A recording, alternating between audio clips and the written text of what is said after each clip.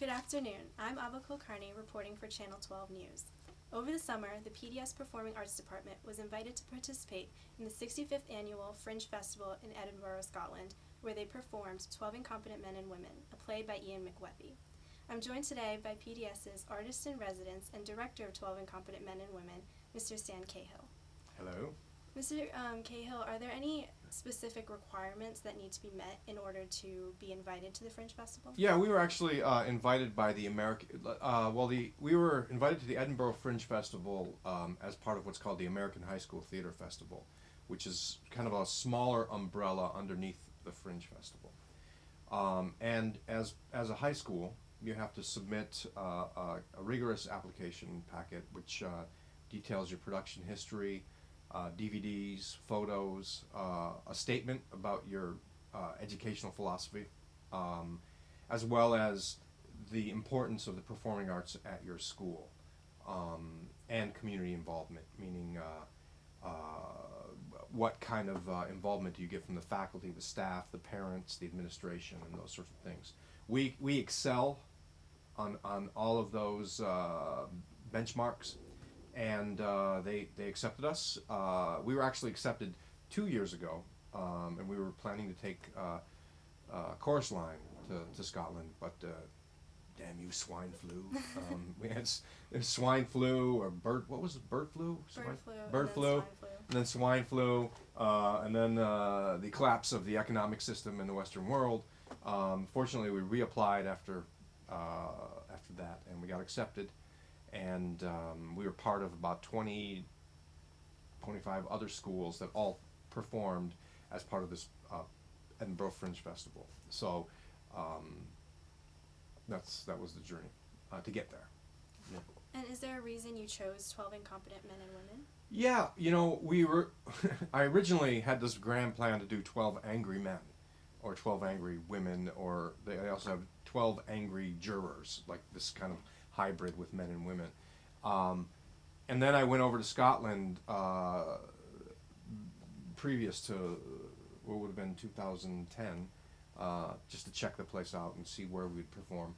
And then I quickly realized the original play is a very serious kind of social, important play, kind of an archetype in American theater.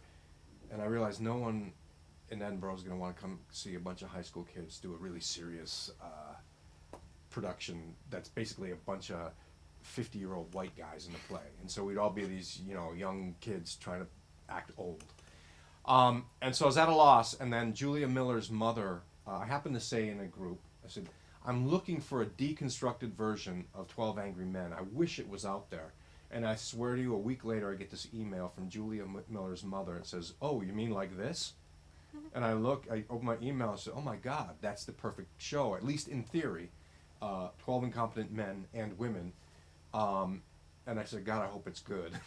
And so I took my daughter with me to New York to see it as part of the New York Fringe Festival. That's another thing, the Edinburgh Fringe Festival has spawned fringe festivals all over the world. There's probably going to be a Princeton Fringe Festival at some point. But so I took my daughter, and I didn't tell her why I was taking her. And I just wanted to see if she'd laugh, because she's a senior in high school now, too. And she laughed her head off. And then I said, well, I'm thinking about doing that as part of the Fringe Festival. Her first response was, you got to clean up some of the jokes, because it was pretty, naughty in places. And that's when I knew, okay, we're onto something. I went online to get the script, and the only script they had was like the educational version, which is like when you see Once on This Island Junior, or Wicked Junior. They had like the junior version of this play, which was completely gutted in terms of the humor and plot and everything like that. So I contacted Ian McWethy. I found him on Facebook, sent him a message, and he got back to me. He said, here, take this script. He sent me the unexpurgated version of it, and he said, do whatever you want with it. We ran with it and had a blast. So that's how we found the script. And what was it like to fill two different casts? Like, what kind of personalities were you looking for? Well, you know what?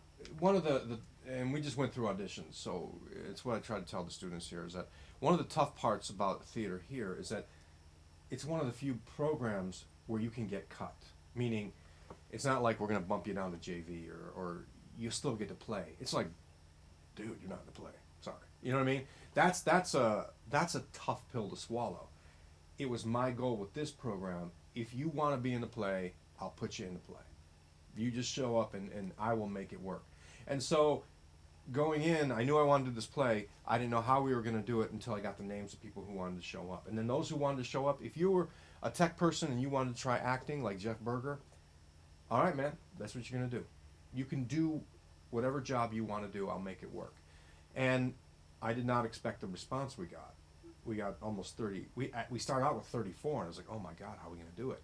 Fortunately, we got down to about 30, and it worked out perfectly. We had enough to double cast it, allow some of the seniors to play all performances. We had everything with understudies. By double casting it, I picked roles I thought the kids would either be challenged with or actually remind me of them a little bit in like a really weird way. You know what I mean? If you kind of turned up the volume on their personalities, just went to a crazy extreme, there's something in there that reminds me of them. So there's some that will actually kill me now because, because there are some pretty freaky characters. But we tried to also say, you know what? Like say Daniela and Sydney Altmeyer shared a role, and we were very specific. Daniela, you do your version. Sydney, you do your version, and we ended up with two completely different shows, and he kept everybody on their toes as well because we could mix and match, and we'd throw people in occasionally just to throw everybody off, and it was actually a lot of fun. So it was the way I'd prefer to work, meaning if I could do it, if you showed up and wanted to be in a play, get in, put on the costume, let's do it. Unfortunately, we can't do it all the time. Right. But in that case, that's what we did.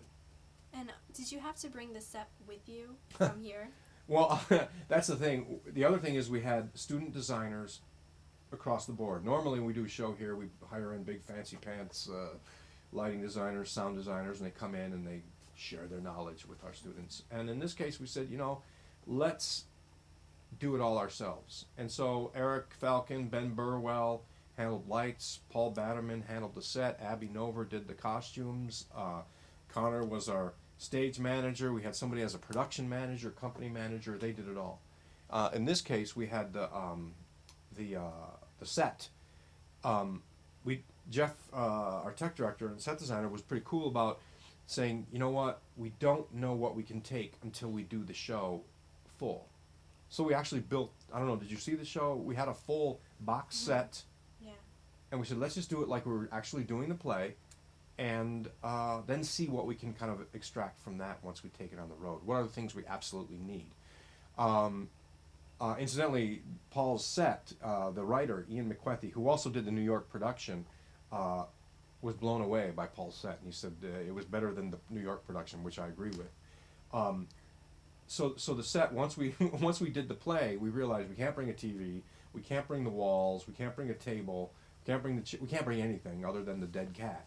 And so we brought some Venetian blinds, we brought the briefcase, we brought the dead cat. Everything else we just used, we made it up. So the TV became a laptop. The table, we showed up, and the table they had something for us. They had chairs for us. That we had there. But other than that, the set you saw here was just a pair of Venetian blinds and a couple of tables. That's all we had. So we just, adapted. Right. Yeah. And can you talk about how it was received at the Fringe Festival? Yeah, I don't think the kids in the play really will grasp how well they did until a few years from now. I've gone in a couple different ways. I've gone as a college director. I've taken a group from another school, St. Paul's School. I've gone as a performer, and in every case, you expect that you're going to get audiences of like 10 people in the house, and any day that the audience outnumbered the cast was like a good day. And in our case, we had a 170 seat theater. Which is huge over there. Most of the places are really intimate. And they had to go get audience members. the American High School Theater Festival also, just in case, because there are some productions that go over there that don't get an audience, so they make sure that high schools go see the play. So at least you have an audience. Now in our case, we had two performances that were almost packed, almost sold out. The other two performances were like pushing 100 people in the house, which is huge in Scotland. And the two sold out shows, the high schools couldn't get in, or they had to wait, and then they sat in really crappy seats, which was amazing. Then we were reviewed by the press in Edinburgh, and one of our reviews was a 4-star review. Now, they rate you 1 to 5. Very few get 5 stars. We got a 4-star review and a 3-star review, the best of any of the high schools that were there. But people read the reviews, and people come to the shows. So the response was amazing. And on our last day of performing, I happened to look out, as the audience is streaming in, I looked out into the lobby, and the audience was going out the door, down 2 flights of stairs, through a lobby, out into the street, and then down the street, waiting to come to see this show. Now here, where we're used to packed houses and standing ovations, that's like one thing. There, I was like, guys, you are not, we are the away, we're visiting team right now, and they're coming to see you. So they packed the houses, they had a great response, and it was amazing. So, Wow. yeah. Aside from the show, what was your favorite memory, or what was your favorite part of the entire trip? You know, I've probably said this to a few people. I had 2 favorite parts. One, which is interesting. We had to schedule, amongst other things, they would see shows, they would see other high schools. There were very specific things we had to do as well. And there were specific trips, side trips that were paid for as part of the trip. One of the side trips was a trip off into the countryside to go see, you know, the lands where Braveheart and William Wallace and all those folks had fought and battled. And I went, and I thought, oh, this is kind of cool. You take a trip into the Scottish Highlands. Every single member of our company was just angry, livid, that they had to go off on a trip into the country when they could stay in town and go see shows. So I felt like, this is amazing. They would rather be seeing theater than going to some pretty awesome scenery. Then another night we saw a really intense production. I don't even remember the name of the play. I think it was called Audience, and it was this really challenging play that questioned the relationship between performers and audience members. And it was a difficult show, and meaning content, the way it was performed, the way it put the audience in the hot seat, and you felt uncomfortable as an audience member there. We got out of the show, and nearly the entire cast and crew were with us, and I thought, oh my God, this is a bad thing. I'm going to get calls from parents, because it was really an uncomfortable production. But the entire trip back, we decided to walk, because we got out after the buses started running on a weird schedule. So we walked back, and the entire 45-minute walk back to the dorms, the cast were arguing about the role of art in society, the role, the relationship between the performer and the audience. What are the performers supposed to do? What is the audience supposed to do? What is our job as theater people? And that to me was like, my work is done. Because they were having this conversation that I didn't have a part of, other than here's the experience. Make something of it. So it was pretty, those are my highlights. There are some other ones that are less deep, obviously, but we had a lot of fun, so yeah. Thank you so much. Hey, no problem. Thanks for the questions.